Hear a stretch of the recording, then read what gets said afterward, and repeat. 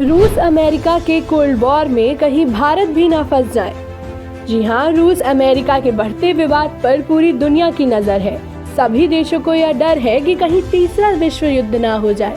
पिछले कई दशकों से यूक्रेन और रूस के बीच तनाव रहा है, जिसकी वजह से कई देशों को भारी नुकसान उठाना पड़ा है। यूक्रेन को अमेरिका, ब्रिटेन जैसे कई बड़े देश अपना समर्थन दे रहे हैं, जो कि रूस और अमेरिका के बीच बढ़ते तनाव को दर्शाता है। आपको बता दें कि यूक्रेन की सीमा पर 1 लाख से ज्यादा सैनिक तैनात हैं, जिसकी तस्वीरें पूरी दुनिया को डराने के साथ साथ बताते हैं कि जंग कभी भी हो सकती है। यही नहीं, यूक्रेन के पक्ष में अमेरिका की अगुवाई वाले नाटो सेनाओं ने भी पूर्वी यूरोप में मोर्चाबंदी बढ़ा दी है। अभी कुछ दिन पहले अमेरिका ने खुफिया जानकारी के आधार पर कहा था कि रूस सीक्रेट रूप से 16 फरवरी को ही यूक्रेन पर हमला कर सकता है, लेकिन उसी बीच रूस की ओर से यह खबर आई थी कि उनकी सेना की एक टुकड़ी यूक्रेन सीमा से अपने बेस लौट आई है। बता दें कि यूक्रेन की राजधानी कीव में भी काफी टेंशन का माहौल है और इसी तनाव के चलते अमेरिका सहित तमाम देशों ने अपने नागरिकों को हटने का फरमान सुना दिया।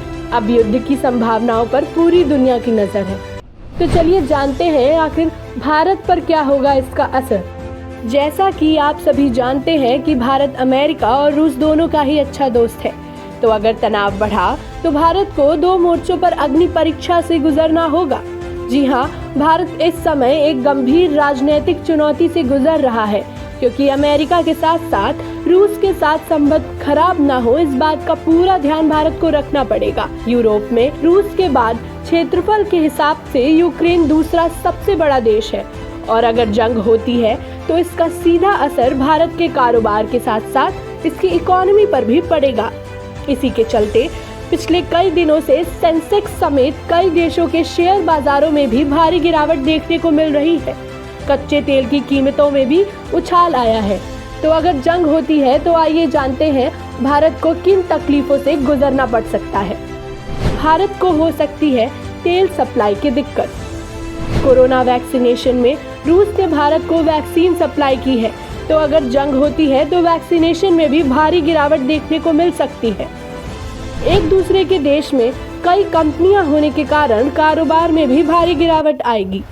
तो आइए जानते हैं आखिर क्यों है रूस यूक्रेन के खिलाफ। नाटो देशों पर रूस का आरोप है कि वह यूक्रेन को हथियारों की आपूर्ति कर रहे हैं, जो रूस की सिक्योरिटी में एक गलत प्रभाव डालता है।